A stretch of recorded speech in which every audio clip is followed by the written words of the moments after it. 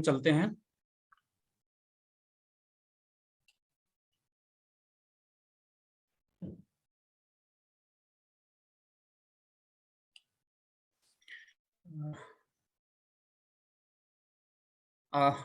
Good morning everybody. आज का जो हमारा टॉपिक है वो गैस्ट्राइटिस पे है। गैस जो एक कॉमन प्रॉब्लम है, इसमें आज हम जानेंगे इसके लक्षण क्या हैं, कारण क्या हैं, निदान क्या हो सकता है और उपचार क्या हो सकता है।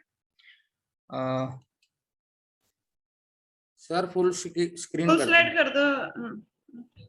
हाँ ओके मैम, अब okay. Okay okay okay, thank you. तो सबसे पहले हम जानेंगे कि गैस जो है वो एक कॉमन प्रॉब्लम है। सभी को जिंदगी में कभी ना कभी जो है गैस्ट्रिक जो है इशू जरूर रहता है, लेकिन ये है कि ये कॉमन प्रॉब्लम है।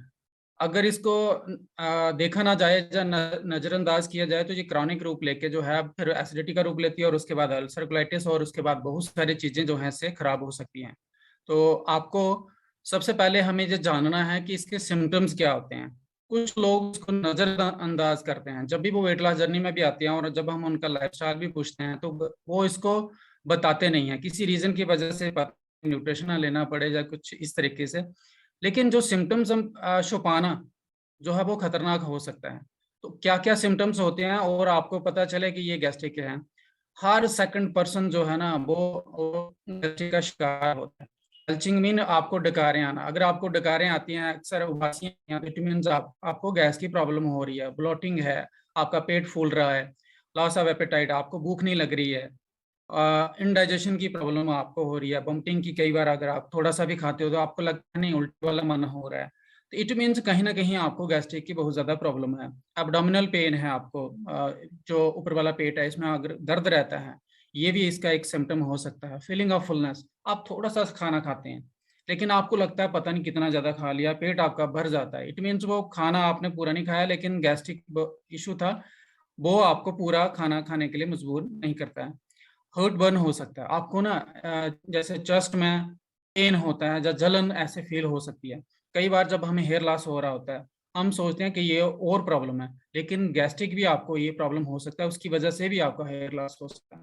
पीलिंग नेल, नेल आपके पीले होना या टूटने लगते हैं, वो भी एक रीजन हो सकता है कि आपको पता करना है कि कहीं गैस तो नहीं है। एक्ने और एक्जिमा, जैसे बहुत सारे लोगों के जो गाल पे या चेहरे पे पिंपल्स वगैरह जो हाँ आ जाते हैं, वो भी एक जिससे गैस भी आपको एक वजह हो सकती है। कॉन्स्टिपेशन एंड ब्लॉटिंग, जब गैस होगी तो कॉन्स्टिपेशन लाजमी है, और जब गैस कॉन्स्टिपेशन होगी तो ब्लॉटिंग मीन आपका पेट फूलना जो वो भी लाजमी है। तो ये भी प्रॉब्लम आपको देखनी है कि अगर ऐसा हो रहा है तो आपको गैस्ट्रिक की बहुत ज्यादा समस्या होने वाली है। वेट गेन और वेट लॉस, अक्सर जो देखा गया है मैक्सिमम मेजॉरिटी लोगों में, जब भी आपको गैस्ट्रिक की प्रॉब्लम होगी तो आपका वेट गेन होगा, लेकिन कुछ ऐसे लोग हैं जिनमें अगर ये प्रॉब्लम रहती है तो उनका वेट लॉस भी होता है। डिप्रेशन और इरिटेबिलिटी, कई बार हमें ना ऐसे इरिटेट हो जाते हैं हमें, तो और डिप्रेशन का शिकार भी हो जाते हैं, क्योंकि बार बार जब गैस पास होती है, जो गैस बनती है तो हमें अनकंफर्ट होता है, जिसकी वजह से आपको डिप्रेशन, इरिटेबिलिटी भी हो सकती है।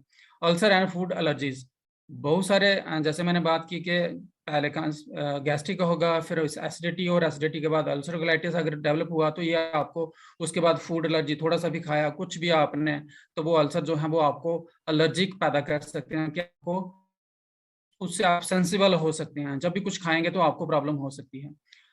इम्यूनिटी जो है वो हमारी वीक हो जाती है, स्किन ड्राई होने लगती है, स्लो ब्लड लॉस होता है, और सबसे बड़ी बात जो ह्यूमिलेशन इन पब्लिक, कई बार जब हम पब्लिक में गैस पास करते हैं तो हमें ऐसे ह्यूमिलेशन पे फील होती है कि नहीं, सभी क्या सोचेंगे, क्या क्या मेरे बारे में सोचेंगे। तो ये कुछ ऐसे सिम्टम्स हैं, आपको सोचना है, आपको देखना है कि क्या ये गैस के हमें गैस्ट्रिक की जो प्रॉब्लम हमारी सीवियर तो नहीं हो रही, हमारी क्रॉनिक नहीं हो रही। आप बात आते हैं इसके काजेज पर, क्या क्या कारण हो सकते हैं।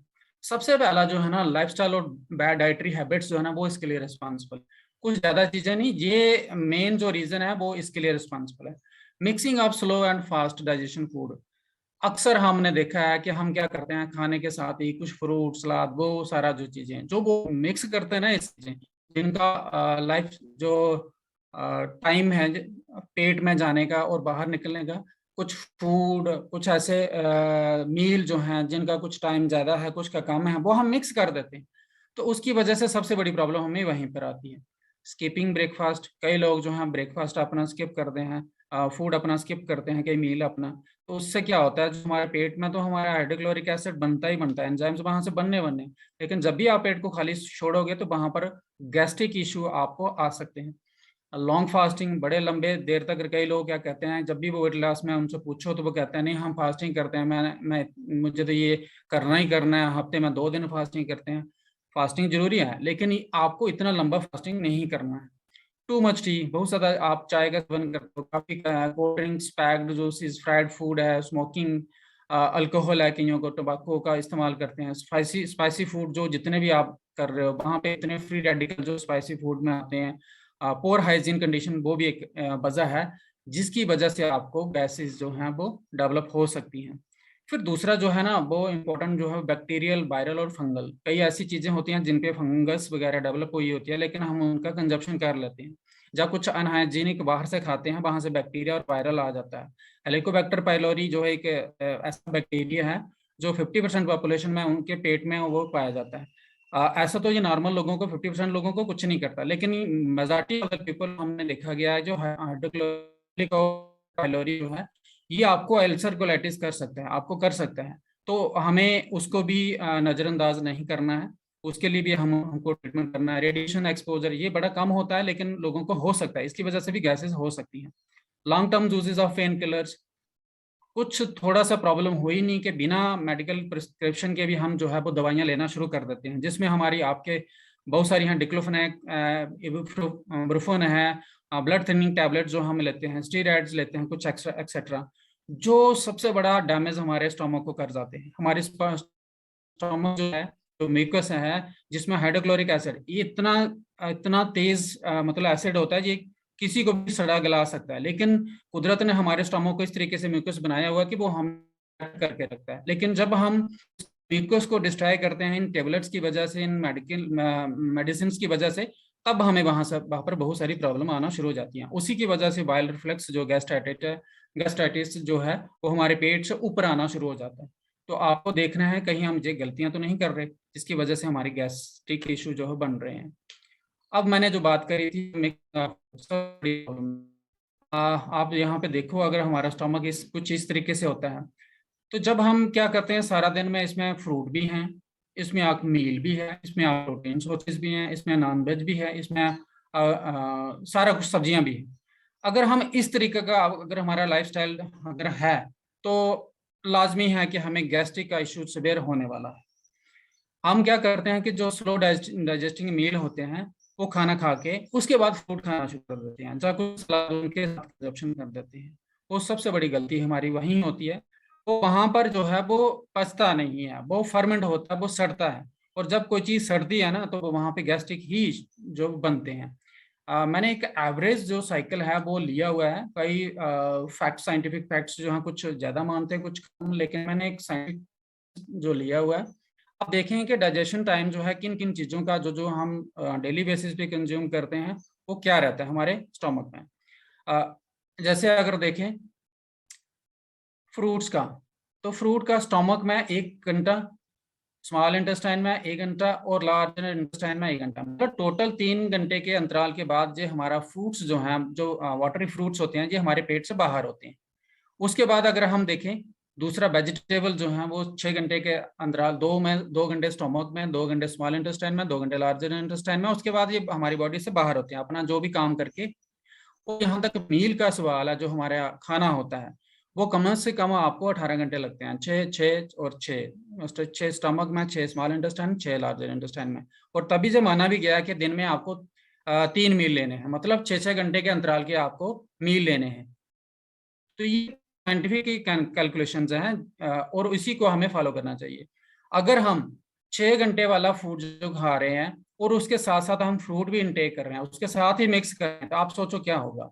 क्योंकि फ्रूट्स को, वेजिटेबल्स को स्टमक में हाइड्रोक्लोरिक एसिड की जरूरत नहीं होती है, ब्रेक डाउन करने के लिए उसकी जरूरत नहीं होती है, इसलिए उसको 1 घंटे में ही वो वहां से निकल जाता है। लेकिन अगर हम उसको साथ में फिक्स करेंगे तो वो वहाँ सड़ेगा, वो गलेगा वहाँ पर, और फर्मेंट होके गैस्ट्रिक जो है वो आपको प्रोड्यूस करेगा। तो ये बार बार हम बताते हैं हम कि आपको मिक्सिंग ऑफ फूड जो है वो नहीं करना है। When food reaches the stomach secretes acids and enzymes that helps our body to break down, digest and absorb nutrients, whereas no acid is required for digesting fruits. तो fruits को digest होने के लिए एसिड की जरूरत नहीं होती है, इसलिए इसको आपने खाने के पहले लेना है, खाने के आधा घंटा पहले लेना है, चाहे वो सलाद हो चाहे वो आपके फ्रूट्स हो। अगर आप खाना खा लिया तो उसके 3 घंटे के बाद आपको कहीं फ्रूट और ये चीजें इस्तेमाल करनी है। ये सबसे बड़ी प्रॉब्लम देखी गई है हमारी गैस्ट्रिक के इशू के।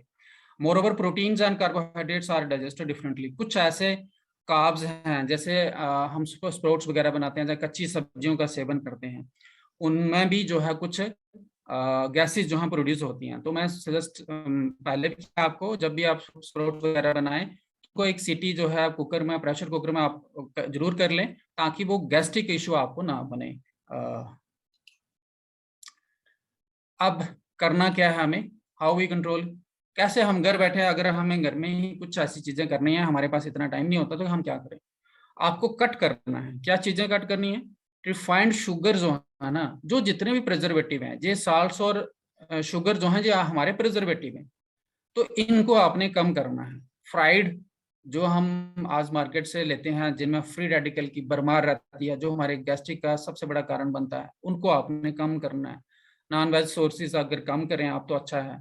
ऑयल्स की कंजप्शन आपने कम करनी है। कार्बोनेटेड ड्रिंक्स, जैसे आप जितना आप स्वेलो करेंगे कोल्ड ड्रिंक्स वगैरह, या कुछ और पेय पदार्थ जिनमें प्रिजर्वेटिव होते हैं, वो ज़्यादा से ज़्यादा आपको गैस इनटेक करवाएंगे।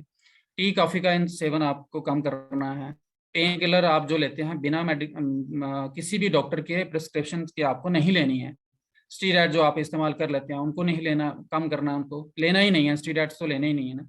Mixing of slow and fast digesting food etcetera, इन चीज़ों का आपने बिल्कुल ध्यान रखना है।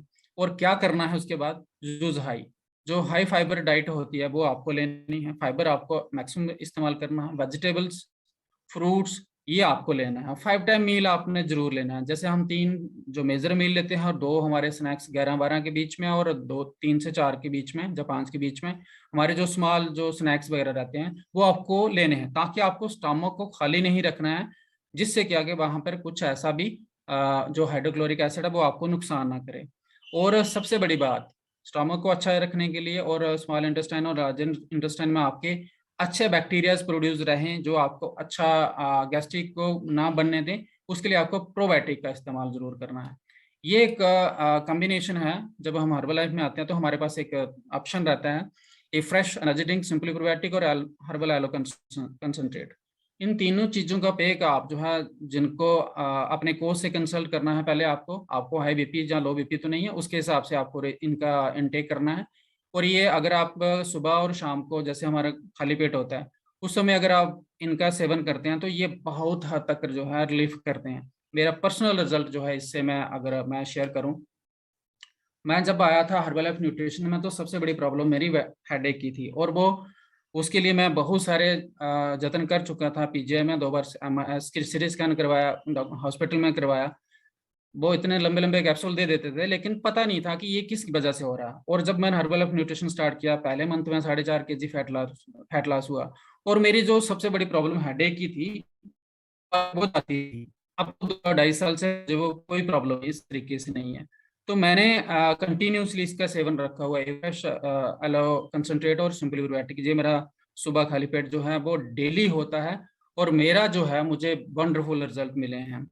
तो इस वंडरफुल न्यूट्रिशन के लिए, प्लेटफॉर्म के लिए मैं थैंक यू करता हूँ। थैंक यू मेरे कोचेस और स्पॉन्सर और मार्क ह्यूज जी, जिन्होंने ये वंडरफुल प्लेटफॉर्म बनाया और हमें एनर्जी और एक्टिव लाइफस्टाइल दिया।